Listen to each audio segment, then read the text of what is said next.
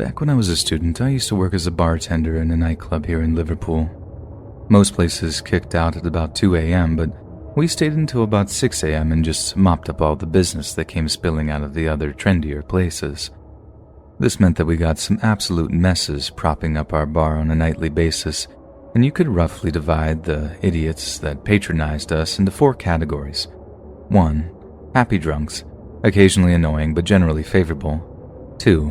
Sad drunks, frequently annoying, tend not to tip. 3. Sleepy drunks, usually have to rouse these buggers out from the warmer, comfier corners of the end of the night. And last but not least, the rare and mystical blackout drunks. Totally unpredictable, avoid at all costs, removed from premises as soon as possible.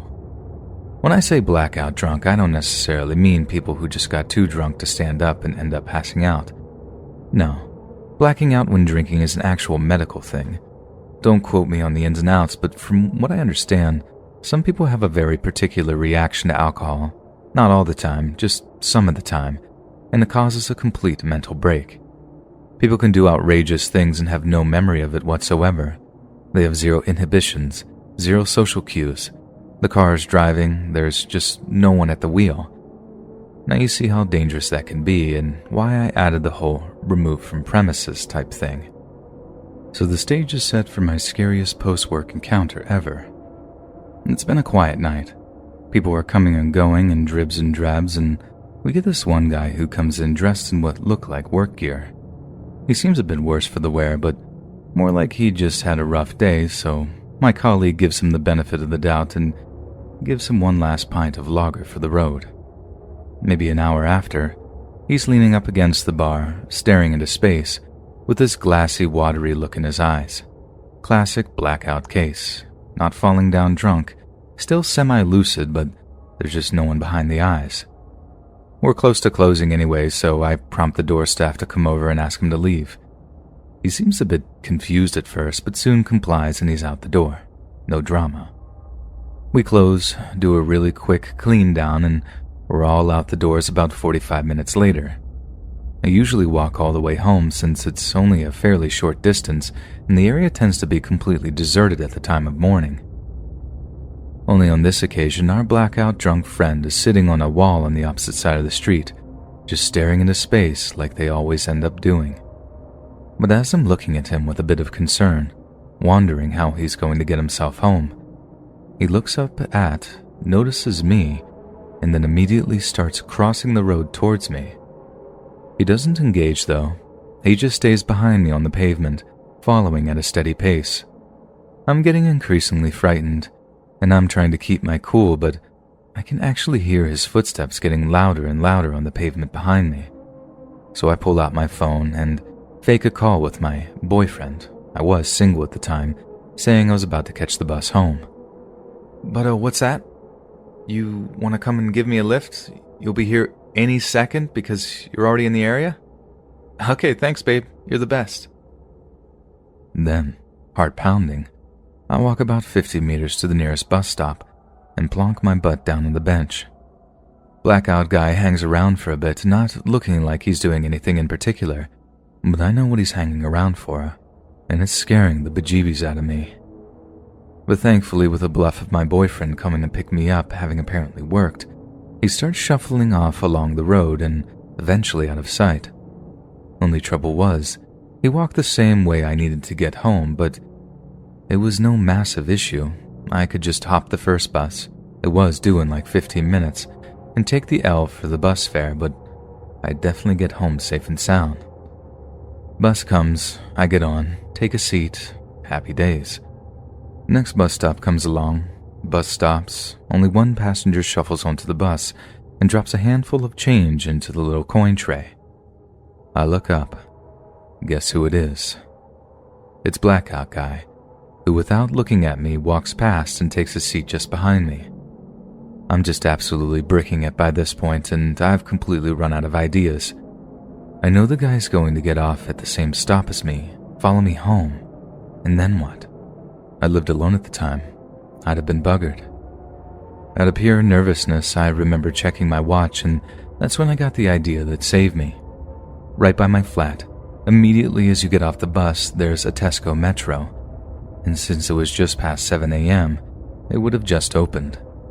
That Tesco would have been rocking a security guard and possibly an office I could ask him to hide me in. It wasn't the best idea, but it was definitely worth a shot, and it turned out it was the best idea I could possibly have had. Like clockwork, the guy got off the bus with me and followed me to the Tesco. I was a bit shaky when I approached the security guy, but as soon as I explained what the deal was, he ushered me off into a security office where they normally detain shoplifters and all that. Police were called, and the blackout guy actually hanged around the Tesco, waiting for me to reappear, so he was an easy caller. I'm not sure if they charged him with anything, or just gave him a bed for the night. I don't care though, to be honest. He was out of my hair, I was safe, and that's all I was arsed about. I don't know if he saw through my fake phone call or something, but him working out that I was on that bus was honestly one of the worst moments of my life. Like this proper oh no moment that I've never have repeated before or since. I just feel bad for girls who don't have anyone to run to when something like that happens. Girls who aren't as lucky as me, who don't get to go home, sometimes, ever again.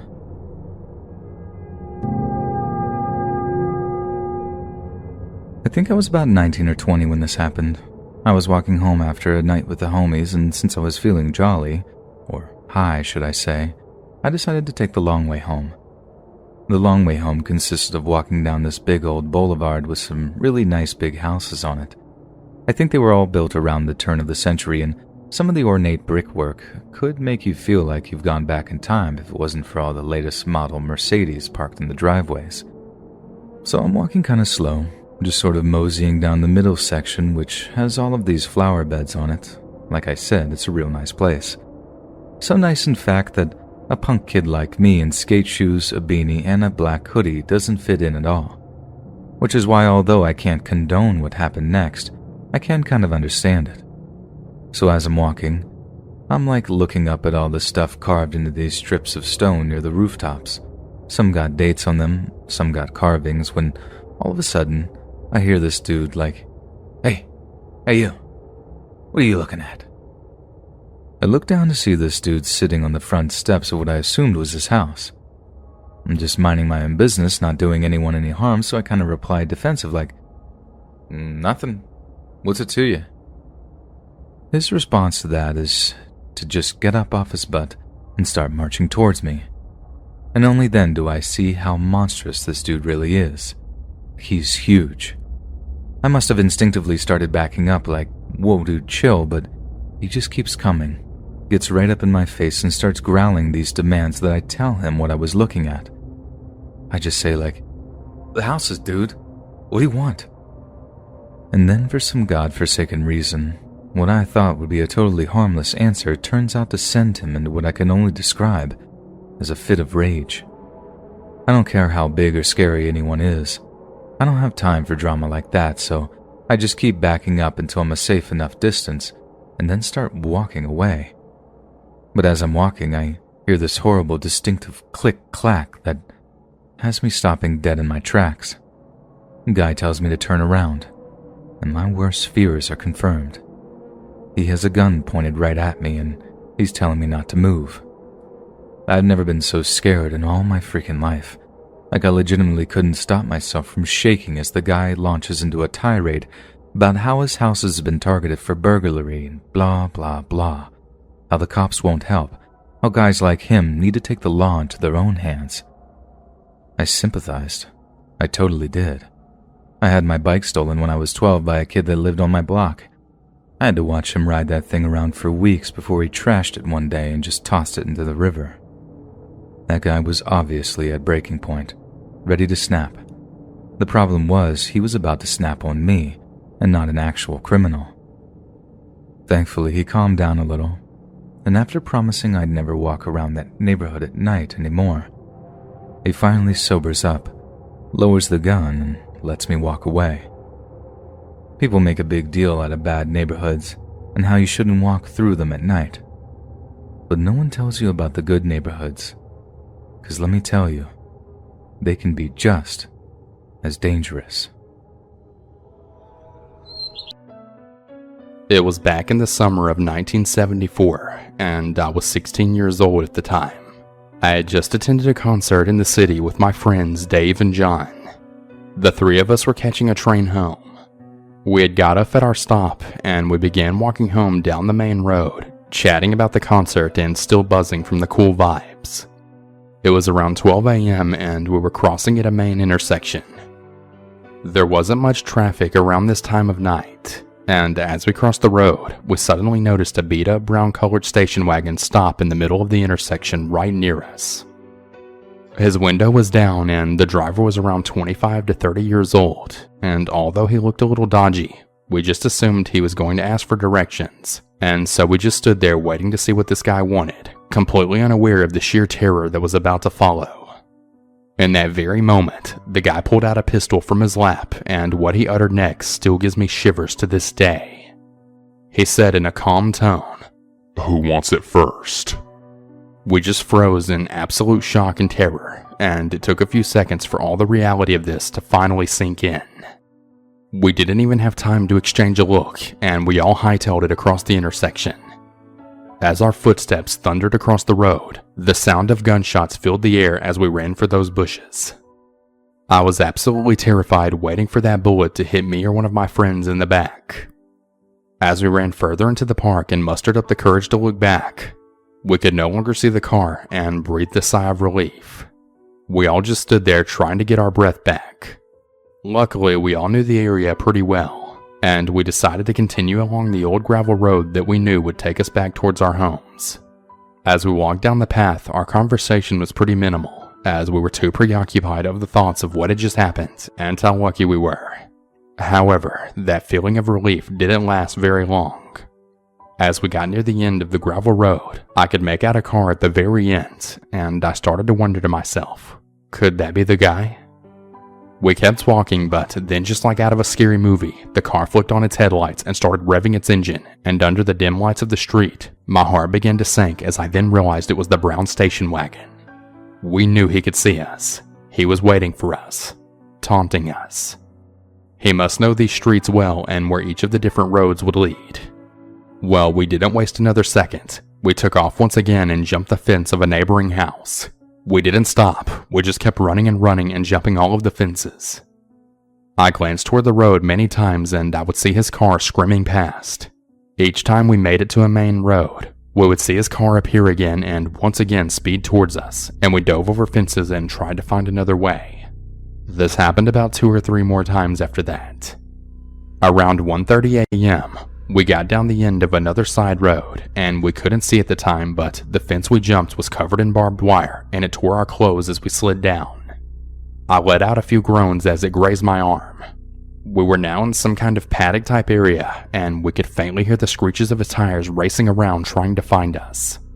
We just stood there crouching in the dark, breathing heavily, standing in cow manner, but we didn't care. We probably crouched for about 15 minutes or so, just waiting in the dark.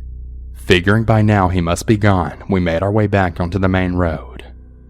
We kept our eyes peeled and kept glancing over our shoulders, and as the headlights appeared in the distance on many occasions, we each stopped breathing for a second, wondering in anticipation whether or not it was going to be the brown station wagon. We didn't see him again after that, and around 3 a.m. we walked my friend John home. Dave came back to mind for a bit so we could talk more calmly about our experience. Dave went home later that night. What was only meant to be a 20-minute walk home turned into that I will never forget. What was even more scary was a week or so later, I heard on the news that an elderly lady was shot by a random stranger one late night not too far from where this happened. Whether it was the same guy or not, I'll never know. All I really know is that my friends and I were incredibly lucky to escape that night. I live in a relatively safe area in Scotland, though I've had several really odd and scary experiences since I moved here about 4 years ago. I'm a short 29-year-old woman and I work in a pub, so I often get out of work quite late. I never wear my headphones when headed home at night, so this particular night was no different than usual. Alarm set, doors locked and checked, then said goodbye to my colleague and then went our separate ways to get home. I usually cross a grocery store car park to get home, And that night, something struck me as odd. There were a couple of cars parked there, which is normal, but something just felt off this time. I looked over my shoulder and I clocked a guy in a hat walking a distance behind me. This wasn't weird, but I decided to keep an eye on him nonetheless. I exited the car park to the main road that I lived off of, but still had a good mile or so to go before I finally reached my flat. I checked over my shoulder again, and sure enough, the guy was walking in the same direction as me. The distance between us was starting to close, so I decided to cross the road. Looking over my shoulder, I was able to not only look for traffic coming, but I was also able to keep an eye on him. I crossed the road and didn't bother to look back for another few minutes, assuming he had stayed on the other side. But I began to hear footsteps approaching. I glanced over my shoulder and saw this guy was about 20 feet behind me. I had a soft drink in a glass bottle in my bag, and figuring I was overacting but better safe than sorry, I stuck my hand into my bag and gripped the bottle. Another 45 seconds and this guy was close enough to touch me, but he slows to my pace and then says, Hello there, how are you? I ignored him and I don't respond. I long ago gave up on pretenses of being polite if I feel uncomfortable. If I'm feeling uncomfortable, I really don't care about a stranger's feelings. But he persists in talking to me. Hi there, are you going to work today? No. I was being short with him. Are you going home? Yes, I said coldly. Do you live in this direction? I just looked at him, and he tried again. Do you live off this road? Where do you live? Do you live close by? I don't respond to him and I slowed my pace, letting him walk on. I was still gripping the glass bottle, ready to hit him with it should he try anything. He tried to slow down so that I would catch up with him, but I slowed down so much that I was barely walking. He was maybe 300 yards away at this point and simply stopped and turned around, watching me and waiting for me to catch up with him. I reached into my pocket with my free hand and tried to get my phone. Of course, my phone was dead. I figured it would last the walk home, but the dodgy battery had other ideas. Surprisingly though, I wasn't really afraid. He had started walking again, but again, still quite slowly. He looked over his shoulder again after another minute, and I seized the opportunity. There was a path to a block of flats that was obscured by tall hedges, so I leaped behind them. I waited for nearly 10 minutes, never letting go of that bottle the whole time. I peeked around the hedges to make sure he was there. I peeked behind bins and bus stops to make sure he wasn't hiding, but as far as I could tell, I had lost him. Maybe he didn't mean anything by this, but if you suspect a woman is afraid of you and she's walking alone at night, don't speak to her. It won't help. And especially don't ask her where she lives repeatedly. I wasn't drunk. I didn't appear to be drunk or need any help. I was just walking home like I usually would. I am, however, inclined to believe that he had bad intentions. I would rather be too cautious than not. So did that creepy dude who seemed to be following me home that night screw off? My name is Courtney and I was 23 years old when this happened. I worked at a McDonald's right near my house. In order to get to my house or to my work, you have to pass by a public park. I always carry pepper spray on me in case anything happens to me. I've been working at McDonald's for a few months now, and whenever I would work, I would always pass by the park and nothing has ever happened. Until this one night. It was a Wednesday, I believe, and I had just gotten off from work. It was around 11 p.m. and I was starting to walk home. The reason why I walked from work to home is because my house is close by, so there's no need to drive. Anyway, while I was walking, I looked behind me for whatever reason, and I saw a man in all black following me. I thought nothing of it and just simply kept walking. I looked behind me once more, and this time, I could tell that he was walking a bit faster. I walked faster too, hoping that this guy would go away. I felt like he could put his hand on me at any moment, so I had my hand on my pepper spray just in case. And then it happened. I felt a hand cover my mouth and another hand grab my neck. I screamed and took out my pepper spray and sprayed the man in the eyes, and he fell to the ground. I ran home while the man lied on the ground screaming in pain. I finally came home and went inside almost out of breath. But unfortunately, it didn't end there. My parents weren't home, and when I went to look out of my bedroom window, I saw the man across the street looking right at me. He then ran off into the darkness, and I never saw him again.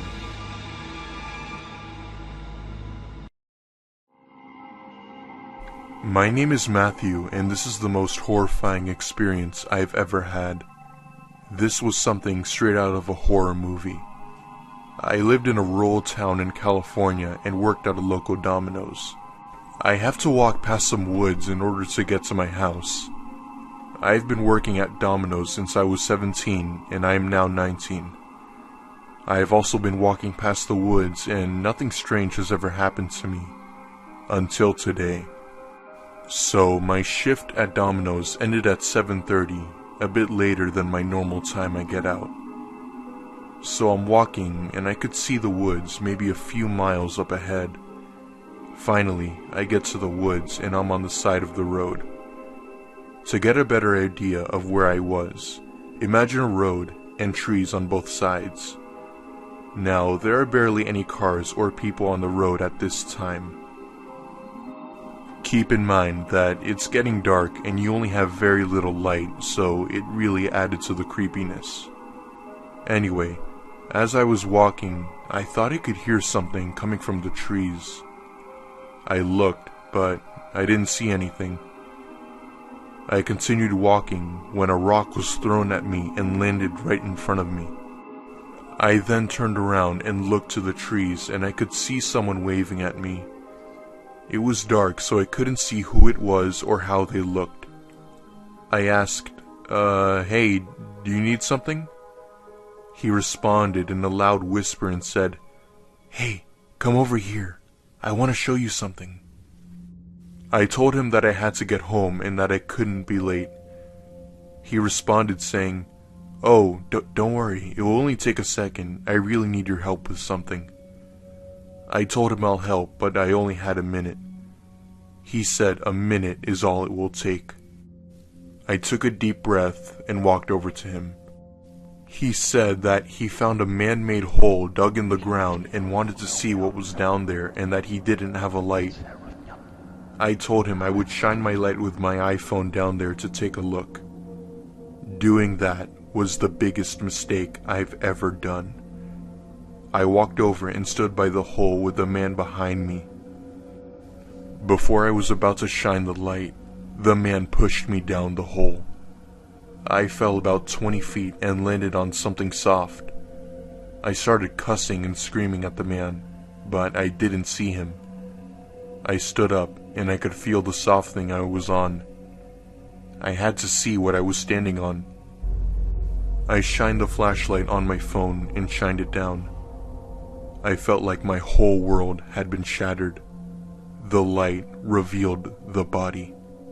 It was a naked woman who looked to be about 20, and she had been killed. She had cuts everywhere on her body. I stayed down there for a good half hour before finally managing to climb out and run home. I didn't tell my parents about what I saw. I only told a few of my closest friends. For a bit of background story. At the time, I lived in a city in a not-so-great area in South Texas.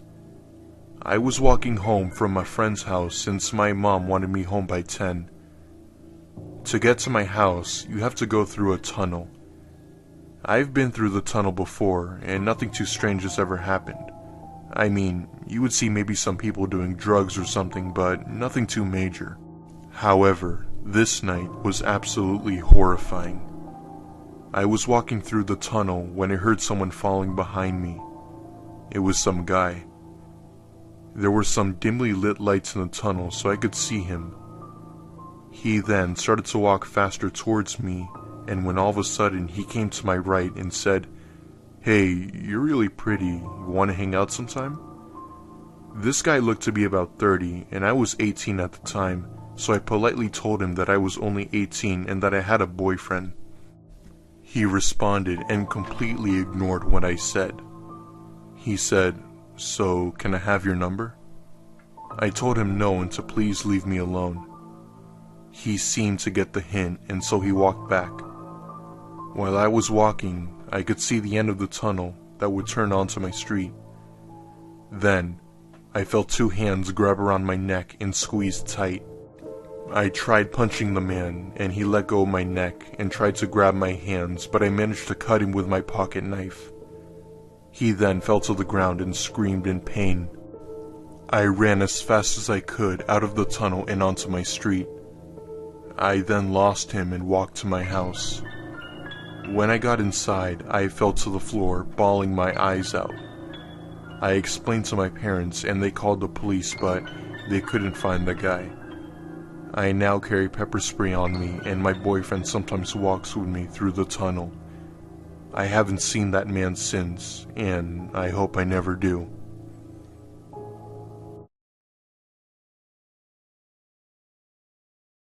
Christmas is a time of year to be happy, merry, and joyful, at least for most people. I love spreading cheer to family and friends on Christmas. My joyful mood usually translates to my coworkers as well. I work in customer service, which many people know can be a nightmare at Christmas time, so it helps to try and stay upbeat. Well, on this specific Christmas Eve, customers were doing some final Christmas shopping before Christmas Day. Right at the end of my shift, I cashed out a pretty normal-looking guy. I would say the average height range of like 5'7" and maybe 150 pounds. He had parted black hair, glasses, and was probably in his mid-40s. He was buying some fairly normal stuff and not really anything Christmas-related. The whole interaction was mostly friendly until the very end when I said something I now wish I didn't say. I ended our transaction by saying in my bubbly voice, "Thank you, sir, and have a happy holiday." He stopped and turned back to me and said, "What did you just say?" I responded nervously and semi-confused, "Have a happy holiday?" He stormed back to my register and screamed at the top of his lungs, "It's Merry Christmas!" I backed away in a slight panic and just said, "Okay, sir, I'm sorry." He walked away mumbling to himself, but I could tell he was furious by his recent actions. For a couple of minutes I kept staring outside, and I could see him pacing in front of the store, still seemingly mumbling to himself. A few people actually came into the store and said that there was someone outside talking about Christmas and Jesus' birthday. I began to panic, thinking this guy was going to come into the store again or wait until I got out and try to follow me home or something. Well, luckily for me, my boyfriend worked at the same store, and he was driving us to my mom's house for a Christmas Eve party at the end of the night. We left shortly after 6, and at first I was relieved when I didn't see the man outside. We were almost to my boyfriend's car when we saw the man running after us from the side of the store. My boyfriend opened up the backseat door so I could hop in, and he stood there in front of the car. My boyfriend said in a stern voice, "Hey, is there a problem, man?" The man, still in a rage, said, "That lady has no respect for Jesus or Christmas, and she should be punished." My boyfriend, confused, told the man to back away and leave us alone, and the crazy man actually tried to jump past my boyfriend to get into the car to punish me, or whatever that meant. My boyfriend slammed the guy down to the ground and got in the car, and we drove off. Like fools, we decided on the drive not to call 911 because we didn't want to bother them on Christmas Eve, so we thought, and just wanted to forget the event.